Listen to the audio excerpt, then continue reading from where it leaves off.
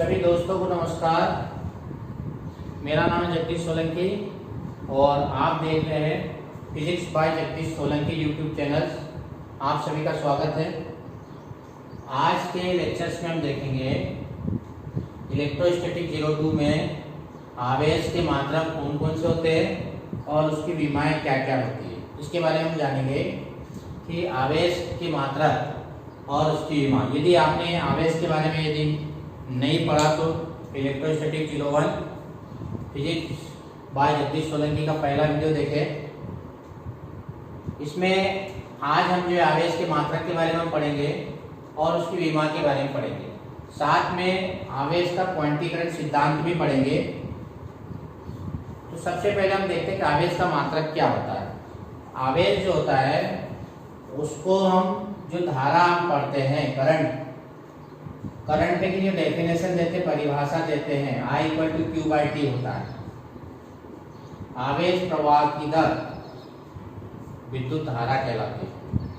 यदि आवेश एक स्थान से दूसरे स्थान तक प्रवाहित होने लगते हैं समय के साथ तो उसको हम बोलते हैं विद्युत धारा।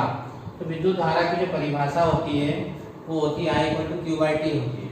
यहाँ से हम Q इक्वल टू लिखेंगे, इसका मल्टीप्लाई इधर कर देंगे IT। I करंट है, धारा है और T टाइम है। करंट की विमा और मात्रक अपने पिछले क्लास में पढ़ा होगा। तो धारा का जो मात्रक होता है वो एम्पियर होता है, एम्पियर। और समय का मात्रक होता है सेकंड।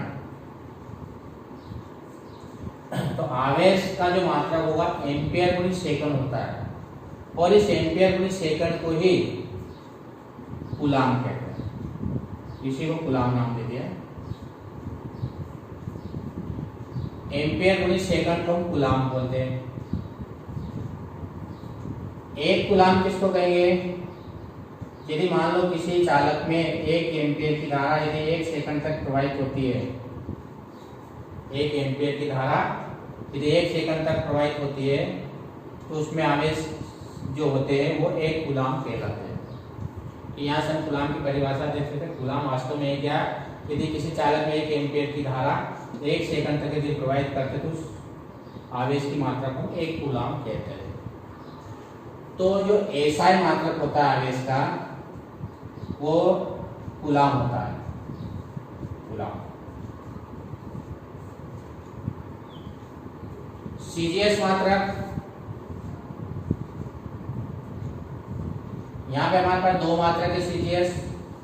एक कहलाता है स्थिर विद्युत, ESU, स्थिर विद्युत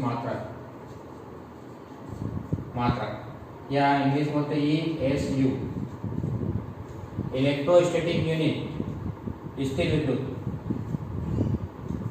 या इसको हम स्टेट कूलाम भी बोलते हैं। यदि अपन उसके रूप में मात्रा के रूप में लिखें तो इसको हम स्टेट कूलाम बोलते हैं, स्टेट कूलाम। ये ESU मात्रा कहलाती है, इलेक्ट्रोस्टैटिक यूनिट। और एक होता है हमारे पास एब कूलाम, एब कूलाम। ये 2 सीजीएस मात्रक होते हैं, स्टेट कूलाम और एब कूलाम। ESU स्टेट कूलाम और EMU होता है इलेक्ट्रोमैग्नेटिक यूनिट, EMU, ये 1 कूलाम होता है। तो इस तरह से हमारे पास आवेश के जो मात्रक होते हैं वो एसआई मात्रक को हम कूलाम में प्रदर्शित करते हैं आवेश को। वो सीजीएस मात्रक स्टेट कूलाम और ये ESU मात्रक कहलाता है। और एक सीजीएस मात्रक होता है 1 कूलाम। इस स्टेट कूलाम को हम फ्रैंकलिन भी बोलते हैं, फ्रैंकलिन। इसी को फ्रैंकलिन के नाम से भी जाना जाता है, इस मात्रक को फ्रैंकलिन, बेंजामिन फ्रैंकलिन। अब फ्रैंकलिन मात्रक इसी को कहते हैं, स्टेट कूलाम। तो स्टेट कूलाम या फ्रैंकलिन। और दूसरा होता है सीजीएस मात्रक 1 कूलाम होता है। अब इनके बीच जो संबंध होता है दोनों के बीच में, तीनों के बीच में, कि 1 कूलाम बराबर 3 × 10⁹ स्टेट कूलाम या 1/10 1 कूलाम। 1 कूलाम। ये तीनों मात्रकों के बीच में संबंध ध्यान रखना है। 1 कूलाम का मान होता है 3 × 10⁹ स्टेट कूलाम, उसके बराबर 1/10 1 कूलाम के बराबर होता है। अब कभी कभी क्या होता है कि कूलाम की जगह आ जाता है माइक्रो कूलाम आ जाता है, मिली कूलाम आ जाता है, नैनो कूलाम आ जाता है, पीको कूलाम आ जाता है। तो उस स्थिति में 1 माइक्रो कूलाम बराबर 10⁻³ कूलाम, 1 माइक्रो मिली कूलाम है, ये MC का मतलब मिली कूलाम, मिली का मतलब 10⁻³ होता है, माइक्रो का मतलब होता है 10⁻�6 कूलाम होता है, नैनो का मतलब होता है 10⁹ कूलाम होता है, और पीको का मतलब होता है 10⁻12 कूलाम होता है। तो ये हमारे पास छोटे मात्रक ध्यान रखना है। कभी कभी कन्वर्सन करने के लिए आ जाता है। माइक्रो बहुत ज़्यादातर प्रचलित मात्रक है। जब भी माइक्रो आएगा तो 10⁻�6 कूलाम लिखना है उसको। तो ये छोटे मात्रक भी होते हैं। एक मात्रक इसका फेराडे भी होता है, और एक फेराडे जो बराबर होता है वो 96,500 कूलाम के बराबर होता है, 96,500 कूलाम। तो इस तरह से ये आवेश के मात्रक है, ध्यान रखना है। आवेश जो होता है Q = IT होता है, I ampere, T second, ampere × second, धारा का एम्पियर, समय का सेकंड, एम्पियर × सेकंड को कूलाम बोलते हैं, और ये इसका SI मात्रक होता है। तो SI मात्रक हो गया कूलाम। CGS मात्रक स्टेट कूलाम होता है ESU में, और इसी प्रकार से EMU में इलेक्ट्रोमैग्नेटिक यूनिट में जो होता है 1 कूलाम होता है। ये दोनों CGS मात्रक है, ज़्यादा ये प्रचलित state coulomb. 1 coulomb = 3 × 10⁻⁹ state coulomb होता है, और 1/10 1 कूलाम के बराबर होता है। यदि छोटे मात्रक यदि हमारे पास आ जाता है तो उसको हम कन्वर्सेशन कर सकते हैं, उसको चेंज कर सकते हैं। 1 micro coulomb 10⁻³ coulomb, 1 milli coulomb 10⁻³ coulomb, 1 micro coulomb 10⁻6 coulomb, 1 nano coulomb 10⁻9 coulomb, 1 pico coulomb 10⁻12 coulomb, और एक मात्रक दूसरा जो होता है जिसको हम फेराडे के नाम से जानते हैं, और इस एक फेराडे का जो मान होता है 96,500 कूलाम के बराबर होता है।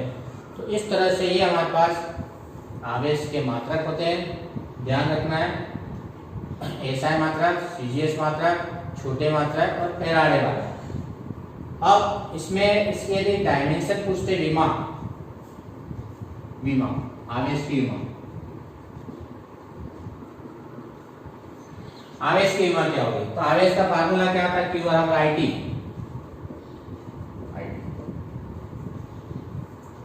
I क्या है? करंट, एम्पियर, और T क्या है? टाइम। तो इस आवेश की विमा हो जाएगी एम्पियर का A, करंट को एम्पियर में नापते हैं, और टाइम की T, AT। तो जब भी चार्ज की कोई विमा पूछी जाती है तो Q = होता है AT। तो इस तरह से आवेश का मात्रक भी हम निकालेंगे और उसकी विमा भी हम ज्ञात कर लेंगे।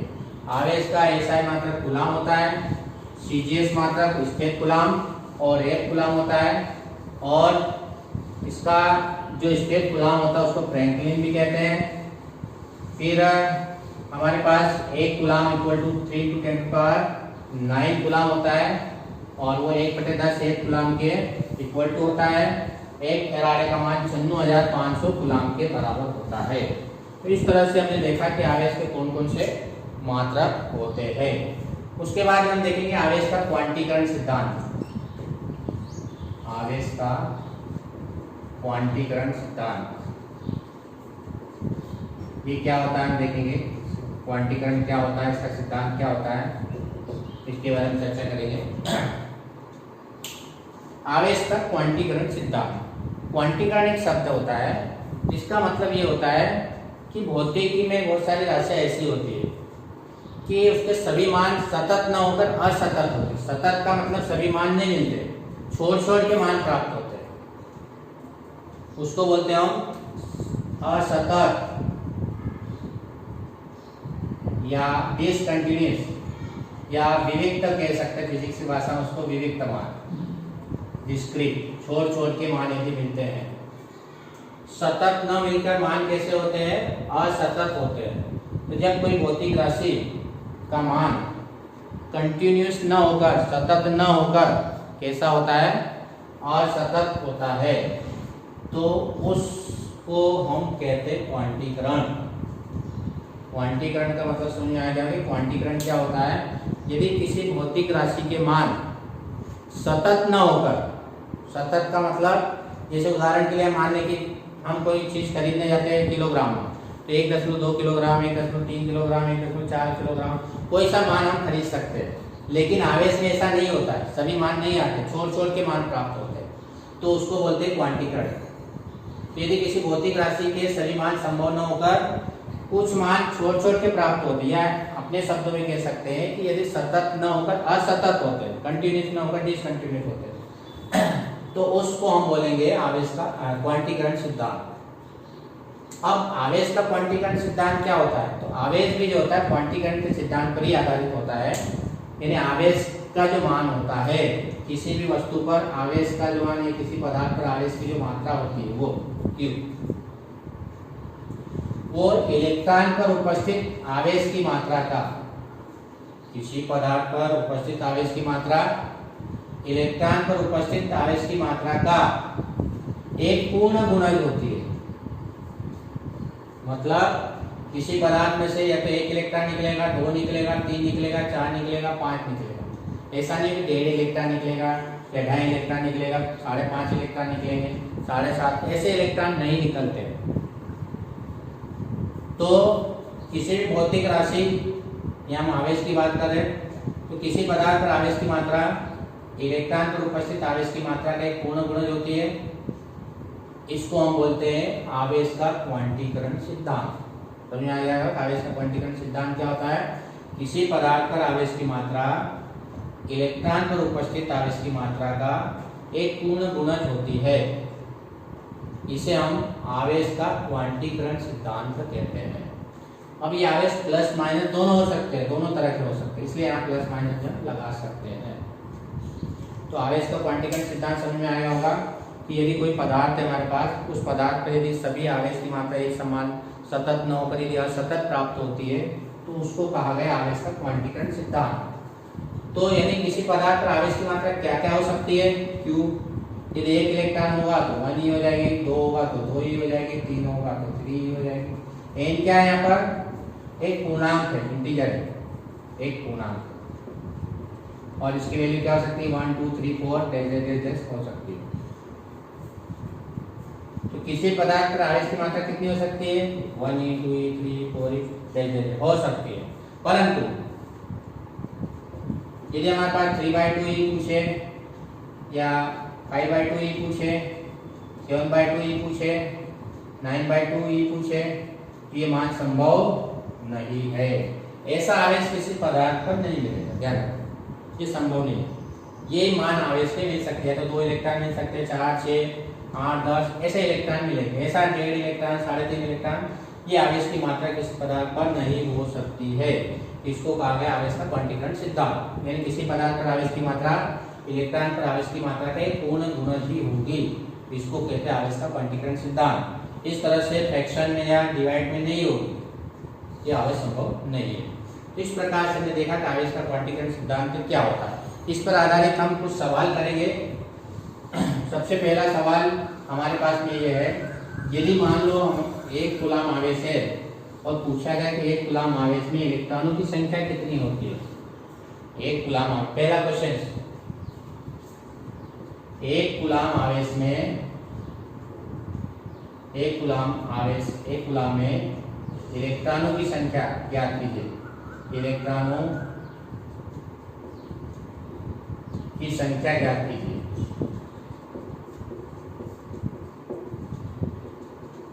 यानी 1 कूलम आवेश में इलेक्ट्रॉनों की संख्या कितनी हो, तो हमारे पास फार्मूला है Q ± Ne या Ne। आवेश का मान दे रखा है 1 कूलम, आवेश का मान 1 कूलम दे रखा है, Q का मान दे रखा है 1 कूलम, इस Q की जगह 1 रख दो, कूलम में जैसे चेंज करने की जरूरत नहीं। N इलेक्ट्रॉनों की संख्या ज्ञात करना, E इलेक्ट्रॉन पर आवेश 1.6 × 10⁻⁻⁰ होता है। कि याद रखना किसी भी इलेक्ट्रॉन पर आवेश की मात्रा फिक्स है, नियत है, कांस्टेंट है, कितनी होती है 1.6 × 10⁻⁹ कूलम, ये इलेक्ट्रॉन पर आवेश की मात्रा होती है। यहाँ से हम n का मान निकाल सकते हैं, इक्वल टू आ जाएगा 1/1.6 × 10⁻⁻19। दशमलव से हटा देंगे, n बराबर ये ऊपर चले जाएगा 10/16 × 10⁻19 प्लस में हो जाएगी। अब इसमें भाग नहीं जा रहा, इसमें भाग लगाएंगे, 16 का नहीं जा रहा, एक जीरो बढ़ा देंगे, पॉइंट लगा देंगे, 25 × 10⁻19 या फिर पॉइंट किधर किसका दो 6.25 × 10⁻18 कूलम, एक पॉइंट इधर किसका दिया तो एक जीरो इधर से कम हो जाएगी, यानी एक कूलम आवेश में 6.25 × 10⁻18 इलेक्ट्रॉन उपस्थित होते हैं। इतने इलेक्ट्रॉन होंगे एक कूलम। तो एक कूलम आवेश किसको कहेंगे, जिसमें 6.25 × 10⁻18 इलेक्ट्रॉन यदि उपस्थित है तो उसको हम बोलेंगे एक कूलम आवेश। तो पहला क्वेश्चन ये था, एक कूलम आवेश में कितने इलेक्ट्रॉन होते हैं, 6.25 × 10⁻18। दूसरा क्वेश्चन हम देखेंगे कि यदि मान लो कोई पदार्थ है, दूसरा क्वेश्चन नंबर 2, किसी पदार्थ पर 100 इलेक्ट्रॉन की कमी है तो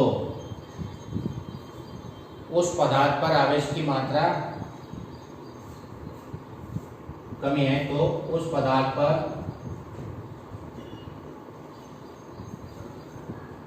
आवेश की मात्रा एवं प्रकार बताइए, मतलब किस प्रकार का आवेश उत्पन्न होगा, प्रकार बताइए। किसी पदार्थ पर 100 इलेक्ट्रॉन की कमी है, 100 इलेक्ट्रॉन की कमी है, कमी का मतलब उसमें से बाहर निकल गया, कम हो गया, इसका मतलब ये हुआ। तो हमारे पास Q इक्वल होता है Ne, Q आवेश निकालना, मात्रा निकालना आवेश की, N 100 इलेक्ट्रॉन, और इलेक्ट्रॉन पर आवेश की मात्रा कितनी होती है 90 कूलम। इसका मल्टीप्लाई कर देंगे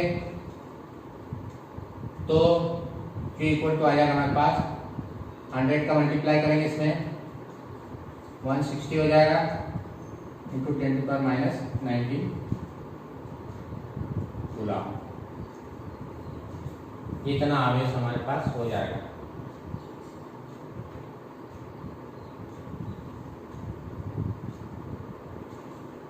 ठीक, मल्टीप्लाई करके देख लो 160 × 10⁻⁹ कूलम। अब इसमें एक चीज और दे रखी, कमी है, कमी का मतलब उसमें धन आवेश बाहर निकल गया, इलेक्ट्रॉन कम हो गए, कम हो गया मतलब उस पदार्थ पर कौन सा आवेश होगा, पदार्थ पर धन आवेश होगा, धन आवेश। क्यों होगा, क्योंकि उसमें कम हो गए इलेक्ट्रॉन। यदि प्रश्न यही होता है कि 100 इलेक्ट्रॉनों की अधिकता है तो अधिकता के कारण से क्या लिखते थे माइनस। यदि अधिक हो जाते किसी पदार्थ के अंदर तो माइनस ऋणावेश हो जाएगा, और यदि कमी हो जाती है तो उस पदार्थ के अंतर्गत धन आवेश उत्पन्न हो जाता है। अब एक प्रश्न हमारे पास में है, ये 2 क्वेश्चन हो गया हमारे पास। तीसरा क्वेश्चन है, किसी पदार्थ पर, किसी भी पदार्थ पर या किसी पदार्थ में 6 × 10⁻⁻18 कूलम, किसी पदार्थ में 6 × 10⁻⁻18 कूलम आवेश हो सकता है कि नहीं।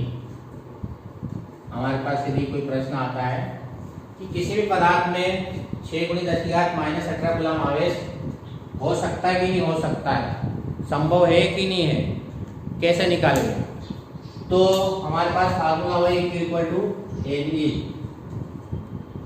यहाँ से Q का मान दे रखा है, N का मान निकालेंगे। Q का मान 6 × 10⁻⁻18 बराबर N इंटू E का मान, यहाँ से N का मान निकाल लेंगे।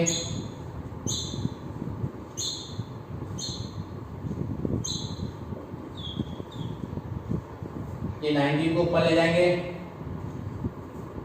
6 अपान 1.6 60 हो जाएगा ये, और ऊपर प्लस 90 में से 18 जाएगा 10 हो जाएगा, 10 हो जाएगा, 10 बच जाएगा।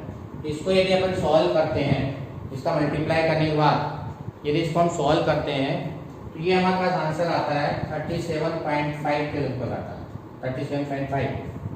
तो n का मान 37.5 आ रहा है। n मतलब इलेक्ट्रॉनों की संख्या 37.5। इलेक्ट्रॉन हो सकते क्या? नहीं हो सकते। इलेक्ट्रॉनों की संख्या हमेशा 1 2 3 4 पूर्णांक में ही होगी। तो यहाँ पर 37.5 आ, इसका मतलब ये आवेश संभव नहीं है। यानी किसी पदार्थ पर इलेक्ट्रॉनों की संख्या यदि आवेश इतना है, इसका मतलब ये आवेश संभव नहीं हो सकता। क्यों नहीं हो सकता है? क्योंकि n का मान एक पूर्णांक नहीं है, 13.7 आ रहा। हाँ, यदि 37 आ जाता है तो ये मान संभव होता है, परंतु 13.7 आ रहा, इसलिए ये आवेश संभव नहीं है। ध्यान रखना, ऐसे क्वेश्चन भी आ सकते हैं। अब मान लो कि एक उदाहरण हमारे पास में है अगला, यदि किसी पदार्थ पर 14.4, मान लो किसी पदार्थ पर अगला क्वेश्चन हमारे पास, किसी पदार्थ पर 14.4 × 10⁻⁻19 कूलम आवेश है। एक हमारे पास क्वेश्चन है कि किसी पदार्थ पर 14.4 × 10⁻⁻19 कूलम आवेश है, तो उसमें इलेक्ट्रॉनों की संख्या कितनी होगी? उसमें इलेक्ट्रॉनों की संख्या क्या होगी? क्वेश्चन ये हमारे पास, किसी पदार्थ पर 14.4 × 10⁻⁻19 कूलम आवेश है, तो उसमें इलेक्ट्रॉनों की संख्या कितनी होगी? तो Q = N, Q का मान दे रखा है 14.4 × 10⁻⁻19 कूलम। N निकालना है, E का मान पता है, तो यहाँ से N का मान आ जाएगा 14.4 × 10⁻⁻19 और 1.6 × 10⁻⁻19, ये 19 तो कैंसिल हो गया, पॉइंट से पॉइंट, और ये आ जाएगा 144 9। तो इसमें इलेक्ट्रॉनों की संख्या हो जाएगी 9। समझ में आएगा इस सवाल? Q का मान दिया है तो N का मान निकाल सकते हैं, और यदि N का मान दिया है तो हम Q का मान निकाल सकते हैं। एक लास्ट सवाल हम करेंगे।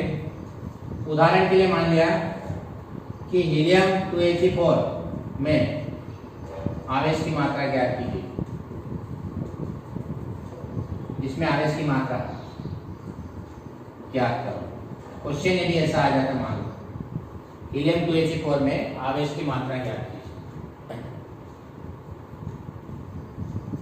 ये क्वेश्चन में इधर लिख देता हूँ, दिख नहीं रहा होगा, यहाँ पे लिख देता हूँ।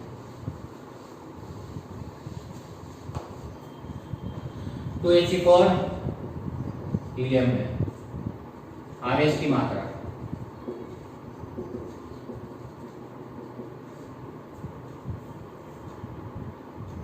अब आवेश की मात्रा निकालने के लिए Q = क्या होता है? Ne। N क्या है? इलेक्ट्रॉनों की संख्या। अब यह इलेक्ट्रॉनों की संख्या कैसे निकालेंगे? हीलियम, ये जो होता है प्रोटॉनों की संख्या होती है 2, और प्रोटॉन और इलेक्ट्रॉन दोनों आपस में क्या होते हैं? बराबर होते हैं। प्रोटॉन कितने इसमें? 2। इलेक्ट्रॉन कितने हैं? 2। अपने को इलेक्ट्रॉनों की संख्या चाहिए, कितने प्रोटॉन उतने इलेक्ट्रॉन, 2 प्रोटॉन 2 इलेक्ट्रॉन। तो N का मान अपने पता हो गया 2, तो Q = 2 × ये 1.6 × 10⁻⁻19 कूलम।